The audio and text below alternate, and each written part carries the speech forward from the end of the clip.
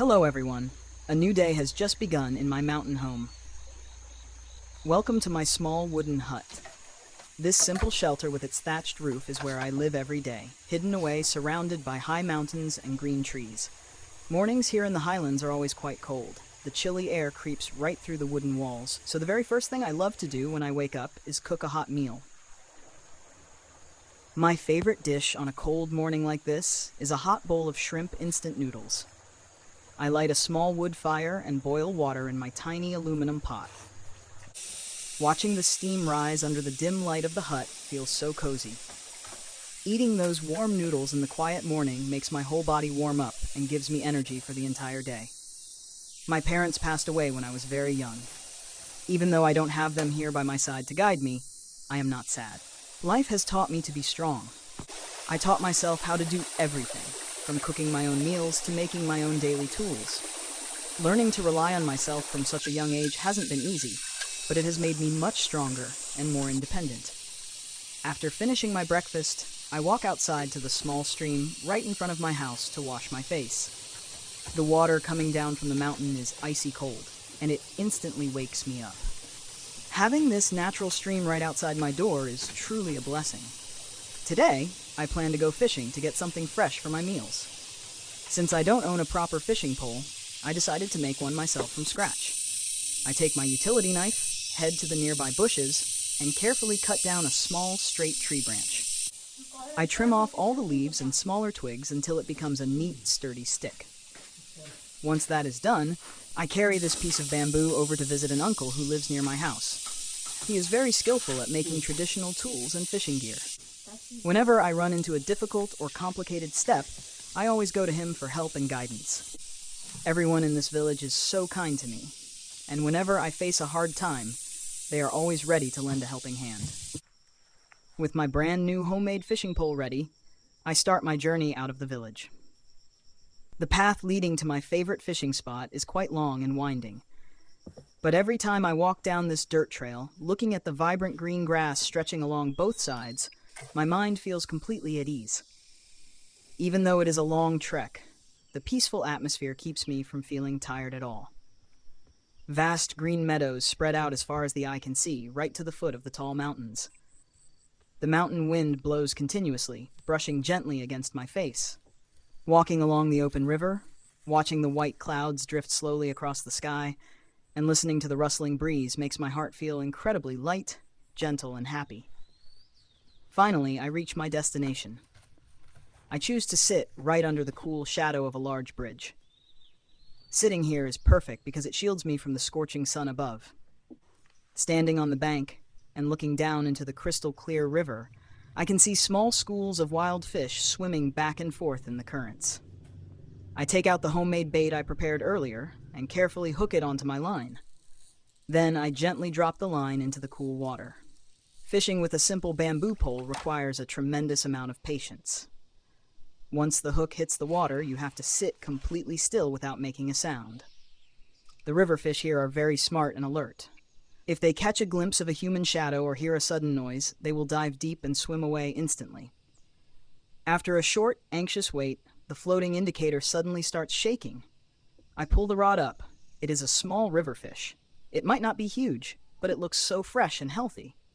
Encouraged by this, I bait the hook again and cast it back into the stream. My luck continues as I catch a second, a third, and then a fourth one, all fresh, shiny brook fish. This time, I decide to switch to a heavier hook to go after something bigger. I drop the line into deeper water and wait. Suddenly, the pole bends sharply. I pull with all my strength and reel in a big, heavy fish. Today is truly a great catch, and I cannot help but smile with joy. While I sit on the bank enjoying my success, a small motorboat ripples past in the distance, sending gentle waves lapping rhythmically against the shore. Having caught more than enough fish for the day, I pack up my fishing rod, place the fish into my bucket, and start heading back toward the village street. I walk from under the bridge all the way up to the third street where people usually gather, hoping to sell my catch. I do not own a pair of sandals, so I have grown used to walking barefoot on these dirt roads. A light drizzle begins to fall from the cloudy sky, but a fresh, cool breeze blows through, making the barefoot walk feel refreshing rather than tiring. On the way, I pull over by some dense bushes on the roadside. I untie some strong wild vines hanging from the trees, use 2 sharp stones to chop down a small flexible branch, and gather a few broad, green leaves. I carefully wrap the fish inside the large leaves to keep them moist and clean. Then, using the wild vines, I meticulously string each fish together through their gills, creating neat hanging bundles. After spending time carefully arranging them, I end up with 3 beautiful strands of fresh river fish. Tying them tightly with natural vines makes them sturdy, clean, and very easy for prospective buyers to carry home. Holding the 3 bunches of fish in my hand, I walk out to the main crossroads. This section of the road is usually quite quiet, surrounded on both sides by tall trees. In my heart, I just silently hope for a little good luck today, hoping someone passing by will buy all my fish so I can have a small amount of money to buy rice, salt, or essential items for my small hut. Even though my hands are dirty from handling the fish, my heart feels full of hope and happiness. At the crossroads, I place the fish neatly on a clean spot on the ground and sit down quietly to wait. Not long after, a man riding a motorcycle slows down and stops right in front of me.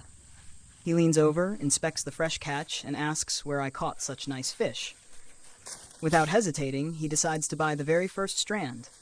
He hands me the cash, smiles warmly, and wishes me a good day. Holding those first few coins earned entirely by my own hard work feels so rewarding and special. A short while later, a familiar neighbor from our village happens to pass by. Knowing my situation of living all alone in the woods, the local villagers always try to look out for me whenever they can. He kindly offers to buy the second strand of fish to cook lunch for his family. As he hands over the money, he gently pats my head, praising me for being a good, hard-working boy. Having such warm, compassionate neighbors around in the countryside makes me feel like I am never truly alone. Finally, a kind vegetable vendor sitting nearby decides to support me by purchasing the last remaining strand. She picks up the fish, admires how neatly tied and clean they are, and asks for the price. She does not bargain at all and hands me the exact payment right away. In just a short moment, all 3 strands of fish are completely sold out. Before leaving, the lady softly reminds me to walk carefully on my way home. Holding the hard-earned money tightly in my hand as I walk back toward my small hut in the mountains, my heart overflows with deep gratitude and joy. Thank you all so much for watching and walking along with me today.